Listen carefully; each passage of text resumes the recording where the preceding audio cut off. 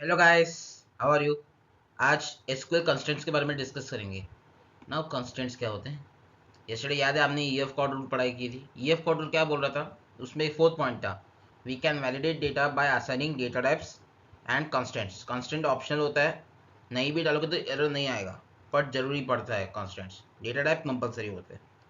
वो क्यों होते हैं, मैंने डेटा टाइप्स कल डिस्कस किया था। Okay, now let discuss about constraints. Now what are constraints. यहाँ पे देखो क्या लिखा डेफिनेशन में, constraint are condition assign to particular column to validate data. जैसे हमने कल डिस्कस किया था, जैसे मान लो किसी एज कॉलम है टेबल में, ठीक है, कोई एज कॉलम है और वोटिंग राइट्स के लिए देख रहे हैं, तो एज ग्रेटर देन 18 या इक्वल रहेगा तभी हम एंट्री अलाउ करेंगे। ओके, अच्छे से लिख देता हूँ, age greater than equal to 18, trying to improve my hand writing, कोशिश तो चल रही है। अभी किसी ने 17 डाला, एंट्री किया, वो एंट्री एक्सेप्ट नहीं करेगा, वो रिजेक्ट कर देगा। किसी ने 19 डाला, वो एक्सेप्ट हो जाएगा। किसी ने 21 डाला, एक्सेप्ट हो जाएगा। किसी ने 22 डाला, एक्सेप्ट हो जाएगा। किसी ने अगर 15 डाला, वो जाएगा ही नहीं। ये कंडीशन ला के रखे कॉलम में ऑलरेडी, समझे। जैसे डेटा टाइप के 5 टाइप्स थे, वैसे कांस्टेंट के भी 5 टाइप है। कैसे कौन से, यूनिक, नॉट नल, प्राइमरी की, फॉरेन की एंड चेक। इस तरह से याद कर सकते हैं। प्राइमरी क्या क्या होता है, combination of unique and not null. तो प्राइमरी की याद हो गए तो ऑलरेडी, और दो हो गए तो 3 याद हो गए। प्राइमरी की है तो साथ साथ फॉरेन की का भी कॉन्सेप्ट आ जाता है, तो वो भी एक याद हो गया। फिर चेक एक याद रखना है, बस टेक्निकली देखा जाए तो। Let's understand the first constraint, that is unique constraint. Okay, अभी कुछ लोग जो पहले भी अगर एसक्यूएल पढ़े रहेंगे, then they will get confusion about distinct. मेरे को भी शुरू में कंफ्यूजन आया था, DISTINCT। डिस्टिंक्ट और यूनिक का काम एकदम सेम लग रहा है, तो फर्क क्या है दोनों में। See, unique is a constant, distinct is a clause, जो हम लोग यूज करते हैं सेलेक्ट क्लॉज में। Select distinct column name, let's say from table name, ठीक है। इस तरह का कोई क्वेरी होगा, यहाँ फॉर्म क्लॉज पहले एग्जीक्यूट होगा, फिर सेलेक्ट क्लॉज एग्जीक्यूट होगा।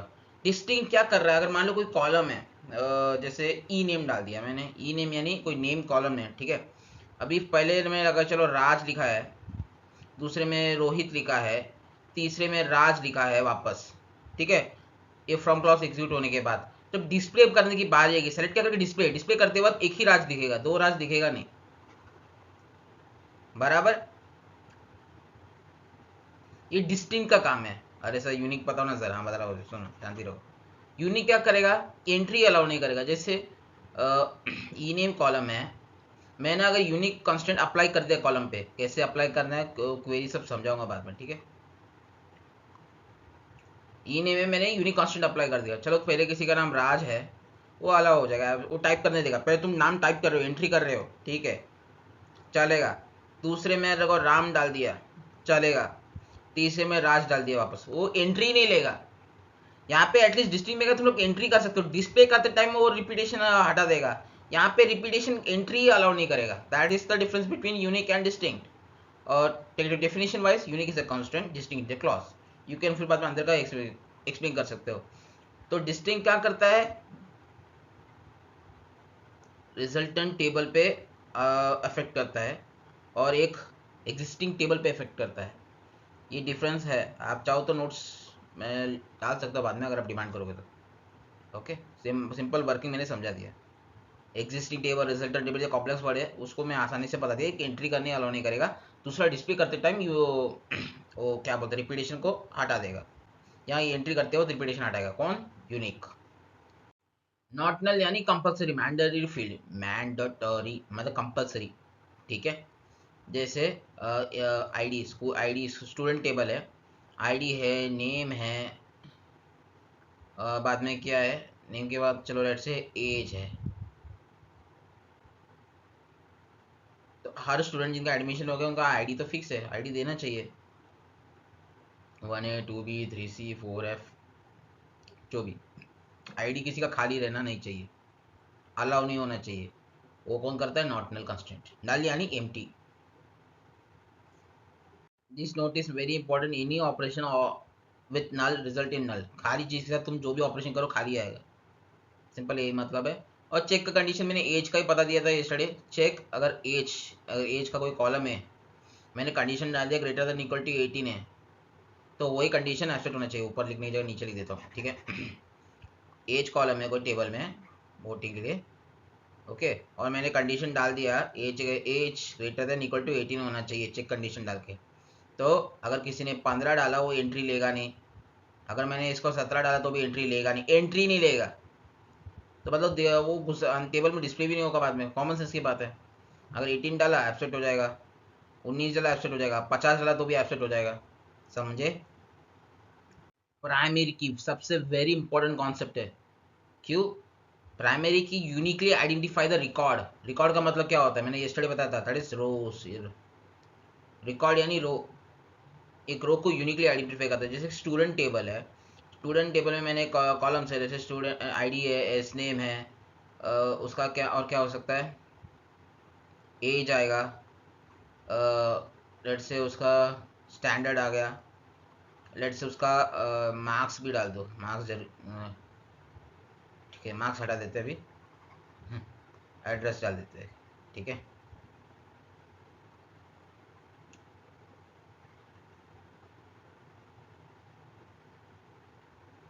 इसे इसका 1A B1, 1A B2, 1A B3, 1A B4। ID जो है that is unique and not null. ID कभी खाली हो नहीं सकता, सेकंड पॉइंट सबसे इंपॉर्टेंट। और वो यूनिक होना चाहिए, यूनिक यानी अलग, सेम नहीं होना चाहिए।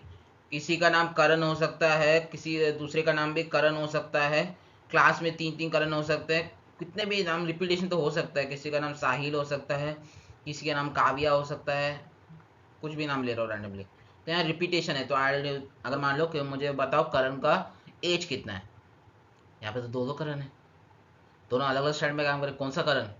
अगर मैंने बोला करण का नाम एज बताओ जिसका आईडी है 1A B1, तो 1A B1, तो 1A B1 आईडी पता है तो करण का एज पता चल जाएगा, उसका स्टैंडर्ड भी पता चल जाएगा, उसका एड्रेस भी पता चल जाएगा, समझ में आ रहा है। So ID is uniquely identify the record. जैसे किसी का एक 18 है, किसी एक और करण का एज 15 है, कोई 12वीं में पढ़ रहा है, कोई 10वीं में पढ़ रहा है, ये चलो एक रहता है कल्याण में, एक रहता है मलाड में, ठीक है। अभी मुझे बताओ साहिल रहता है लेट से भिवंडी में, काव्या भी रहती है भिवंडी में। मुझे स्टूडेंट का डिटेल बता, जो भिवंडी में रहती है, भिवंडी में रहती हो, और जो 11वीं में पढ़ रही हो, दोनों 11वीं में आइडेंटिफाई कैसे कर पाएंगे। हाँ, लेकिन अगर मैंने बोला एक स्टूडेंट को पता जो भिवंडी में रहता है जिसका आईडी है 1A B2, तो उसका एड्रेस भी मिल जाएगा, उसका स्टैंडर्ड भी मिल जाएगा, उसका एज भी पता चल जाएगा। सो आईडी क्या कर रहा है, यूनिकली आइडेंटिफाई द रिकॉर्ड। अगर मेरे आईडी पता चल गया तो उस स्टूडेंट का पूरा कुंडली निकल जाएगा, ठीक है। रोल नंबर पता है तो स्टूडेंट का पूरा डिटेल निकाल देते हैं। क्यों रोल नंबर मांगते हैं स्कूल में, रिकॉर्ड मेंटेन करने के लिए। और एक ही प्राइमरी की होना चाहिए एक टेबल में, दैट इज फिक्स। फॉरेन की constraint is very important after primary की कंस्ट्रेंट, बिकॉज फॉरेन की क्या करता है, दो टेबल के बीच में रिलेशनशिप एस्टेब्लिश करता है। कैसे, कॉमन कॉलम। जैसे प्राइमरी की क्या करता है, यूनिकली आइडेंटिफाई द रिकॉर्ड, मतलब एक रो को यूनिकली आइडेंटिफाई करने में हेल्प करता है।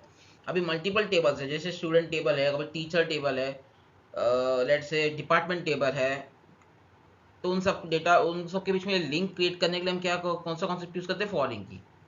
अभी वो कैसे होता है, कोई कॉमन कॉलम होना चाहिए तभी हो सकता है। जैसे कि एग्जांपल लेके समझते हैं, एक टेबल बनाता हूँ, बन जाए तो अच्छे है। इसमें एक आईडी है एम्प्लॉय की, उसका ई नेम है, एम्प्लॉय का नाम है, एम्प्लॉय की सैलरी है, एम्प्लॉय का डिपार्टमेंट नंबर है, मतलब कौन से डिपार्टमेंट नंबर में काम कर रहा है। ये कौन सा टेबल है, इट्स एन एम्प्लॉय टेबल। फिर इट्स एक और दूसरा टेबल भी है, डिपार्टमेंट टेबल बोला हमसे, ठीक है। तो ये डिपार्टमेंट टेबल है तो डीपीटी टेबल बोल देते हैं, ठीक है। तो उसमें एक है डी डिपार्टमेंट नंबर, नहीं चलो पहले शुरू में डीपीटी है, डिपार्टमेंट नंबर और डिपार्टमेंट नेम, डी नेम यानी डिपार्टमेंट नेम, कौन सी डिपार्टमेंट में कर, जैसे एक एग्जांपल लेते हैं, डिपार्टमेंट नंबर 10, 20, 30। डिपार्टमेंट 10 में कौन सा सेल्स के लोग हैं? डिपार्टमेंट नंबर 20 में कौन है? एनालिस्ट के लोग हैं। ये क्या हो रहा है आज, पेन चल ही नहीं रहा है। ANALYYST। और डिपार्टमेंट 30 रिसर्च, ठीक है, sales analyst research. Let's ID में लेता हूँ 1 2 3 4, 4 नंबर ले लेते हैं कोई भी रैंडमली। और इन्हें में राज, अरे राज, श्याम, काव्या, भक्ति।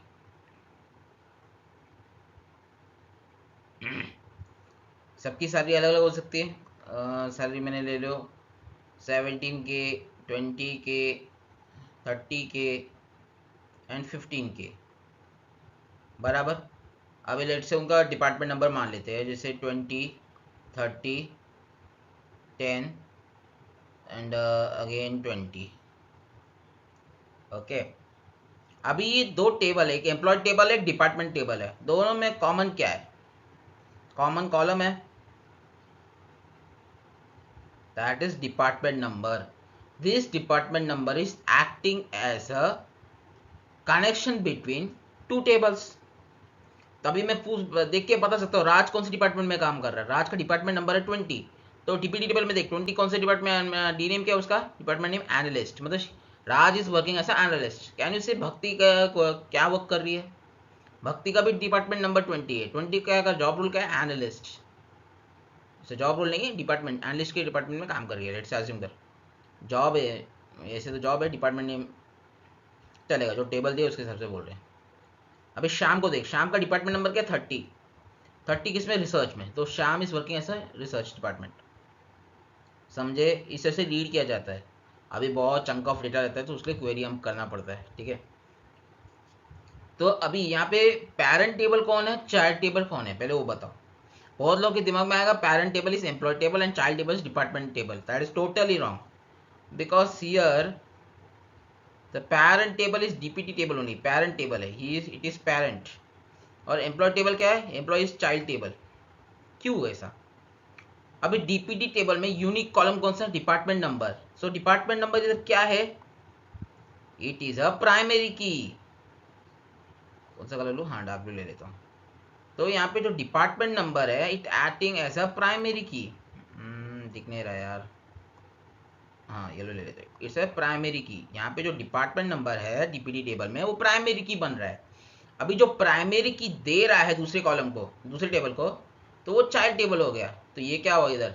सो department number is the foreign key of employee table. ज़्यादा डेप्थ में बता रहा हूँ क्योंकि बहुत लोगों को कन्फ्यूजन रहता है, समझे? तो यहाँ पे ये डिपार्टमेंट नंबर जो है, this is the foreign key in employee table and department number is the primary key in the parent table, ठीक है। अभी एक और वेरी इंपॉर्टेंट कॉन्सेप्ट है कि फॉरेन की कैन भी नल हो सकता है, रिपीटेड वैल्यू हो सकता है, चाहे तो प्राइमरी की भी हो सकता है, या फिर वो नल वैल्यूज भी हो सकता है, रिपीटेड भी ना हो सकता है। यूनिक एंड नॉट नल का कॉन्सेप्ट जरूरी नहीं है, और कई सारी फॉरेन की हो सकती है। अभी तो मैंने बस एक एग्जाम्पल समझाया, वही सेम एम्प्लॉय डीपीटी एग्जाम्पल बताया था मैंने। ये डिपार्टमेंट नंबर यहाँ कॉमन कॉलम होता है, तो department number is the primary key in the department table, सो इसलिए वो पेरेंट टेबल है। अभी वो फॉरेन की बन रहा है चाइल्ड टेबल में। चाइल्ड टेबल कौन? Employee table. Employee table child table है क्योंकि उसको प्राइमरी की मिल रहा है किसी और का, ठीक है। तो department number is the foreign key in employee table, इसलिए इसको बोलते हैं रेफरेंशियल। हाँ, ये बहुत इंपॉर्टेंट है। Foreign key is also called as referential integrity constant. Constant क्यों? फॉरेन की कांस्टेंट ही है इसलिए, ठीक है। एग्जाम में पूछ सकते हैं। आई होप आपका आज का सेशन समझ में आया होगा। बहुत लेट हो गया ऑलरेडी, 11 o'clock के बाद मैं बना रहा हूँ। आई नो तो रात के टाइम में कोई देखता नहीं होगा, बट नेक्स्ट डे अगर आपको नोटिफिकेशन मिल रहा है तो प्लीज़ वॉच इट, काम में आएगा। आजकल हर जगह रिक्वायरमेंट आ रही है।